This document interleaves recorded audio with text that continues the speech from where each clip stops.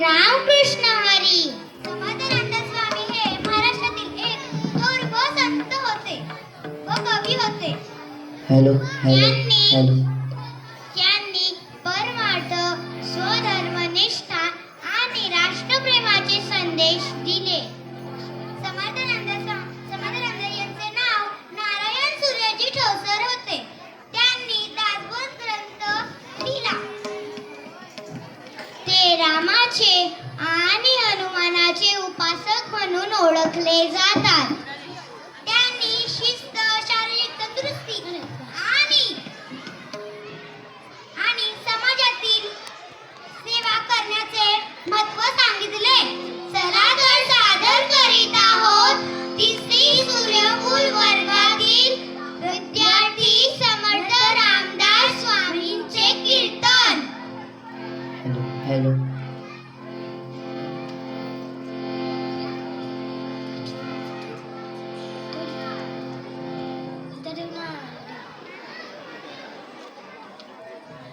जय श्रीराम जय श्रीराम. महाराज नमस्कार. आज कुठला कार्यक्रम घेऊन आला आहात? नमस्कार नमस्कार नमस्कार मंडळी, आज आपण कीर्तन करणार आहोत. कीर्तन हो, कीर्तन. म्हणजे नेमकं काय ते थोडं उलगडून सांगाल का? हो हो भक्तांनो, कीर्तन म्हणजे देवांची स्तुती, तीही संगीताच्या, अभंग, भजनाच्या माध्यमातून. तुम्हाला महर्षी नारद माहिती आहेत का? अहो, आपले नारद मुनी. हो हो त्या नारद मुनींनीच नारायण नारायण म्हणत कीर्तनाची परंपरा चालू केली. अगदी भगवान श्री कृष्णांनीही गीतेत कीर्तनाचे गोडवे गायले आहेत. संत नामदेवांनी ही परंपरा भारतभर पसरवली आणि संत तुकारामांनी या परंपरेचा कळस चढवला. वा वा महाराज. मग आज आपण कुठल्या देवाचं कौतुक करणार? कौतुक नव्हे हो, कीर्तन. हा, तेच कीर्तन. आज आपण कुठल्या देवाचे नाही तर एक अशा महान राम भक्ताचे कीर्तन करणार आहोत, ज्यानं आजन्म ब्रह्मचारी राहून लोकांचं प्रबोधन केलं. मनाचे श्लोक, मारुती स्तोत्र, अनेक अभंग रचले. अहो, एवढंच काय, आपण जी रोज गणपतीची आरती म्हणतो ती त्यांचीच. जय जय रघुवीर समर्थ. वा वा, बरोबर ओळखलं. श्री समर्थ रामदास म्हणा. जय जय रघुवीर समर्थ. जय जय रघुवीर समर्थ.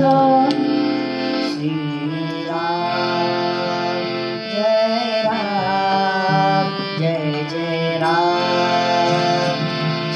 श्रीराम जय राम जय जय राम श्रीराम जय राम जय जय राम श्रीराम जय राम जय जय राम.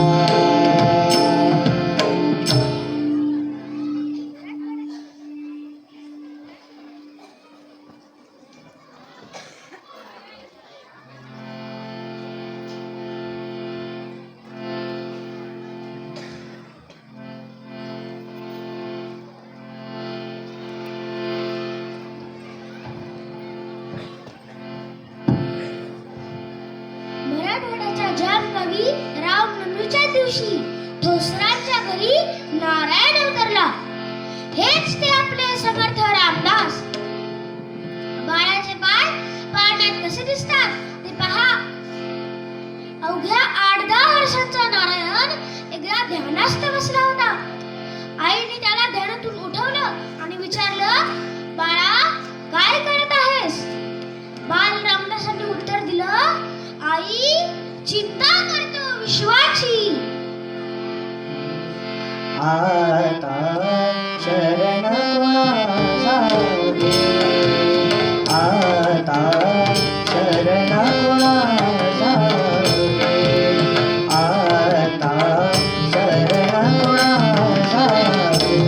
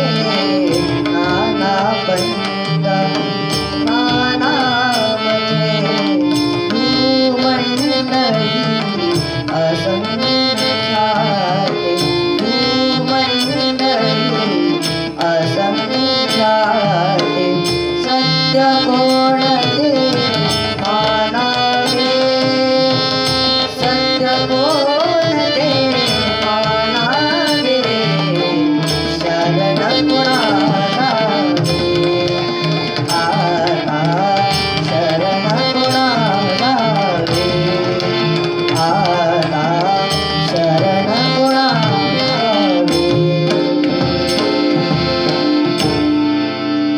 तर बघा भक्तांनो, समर्थ रामदासांनी भक्तीचा महिमा कसा सांगितला आहे.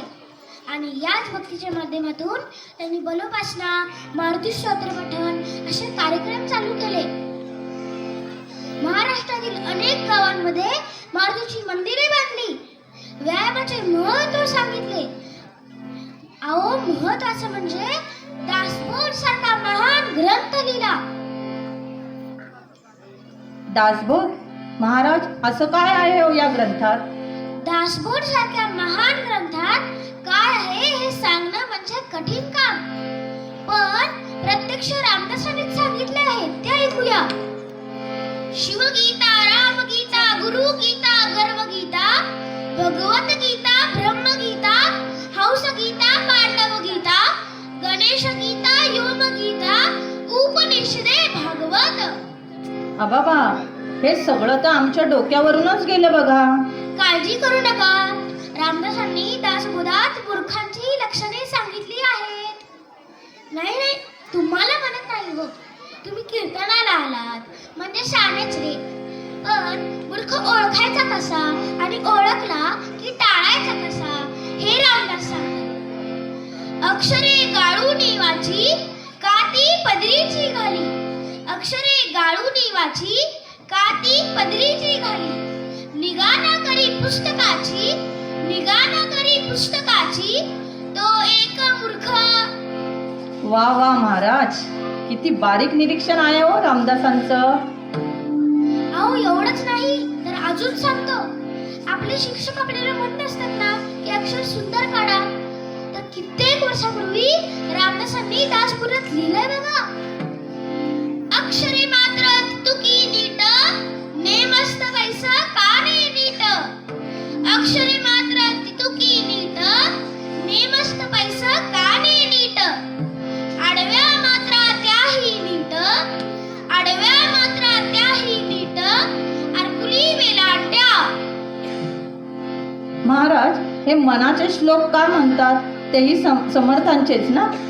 हो हो, महाराज, मला एक श्लोक येतो, त्यातलं म्हणू का? अवश्य अवश्य. मना सर्वथा सत्य सोडू नको रे, मना सर्वथा मिथ्य मांडू नको रे, मना सत्य ते सत्य वाचावदावे, मना मिथ्य ते मिथ्य सोडून जावे. वा वा वा, खूप सुंदर.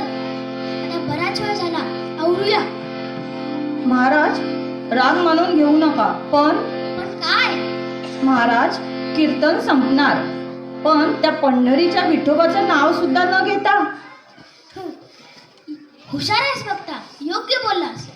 समर्थ रामदासांनी आयुष्यभर भगवान रामाची भक्ती केली, पण ज्यावेळी त्यांनी भीमानदी ओलांडून विठ्ठलाचे दर्शन घेतलं, त्यावेळी त्यांना पंढरीच्या विठ्ठलामध्येही प्रभू श्री राम दिसू लागले.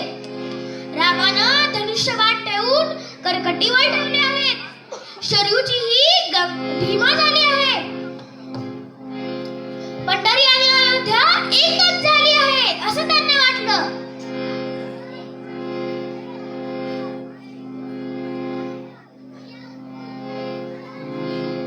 येथे गारे उभा श्रीराम, येथे गारे उभा श्रीराम, मला बोलावे श्याम, मला बोलावे श्याम, येथे गारे उभा श्रीराम, येथे गारे उभा श्रीराम.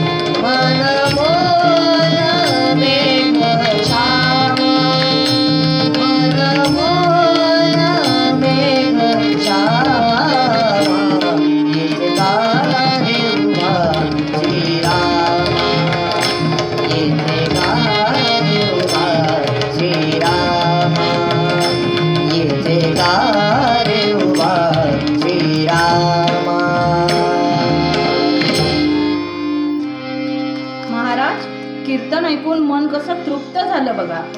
थांबा. जसं पंढरीच्या विठ्ठलाच्या गजराशिवाय कीर्तन पूर्ण होऊ शकत नाही, तसं मराठी माणसाचं आयुष्य आणि रामदासी चरित्र एका व्यक्तीच्या नावाशिवाय अपूर्णच. शिवरायांचे आठवावे रूप, शिवरायांचा आठवावा प्रताप, शिवरायांचा आठवावा साक्षेप, भूमंडळी निश्चयाचा महामेरू, बौद्ध जनांची आधारू, अखंड स्थितीचा निर्धारू, श्रीमंत योगी श्रीमंत योगी श्रीमंत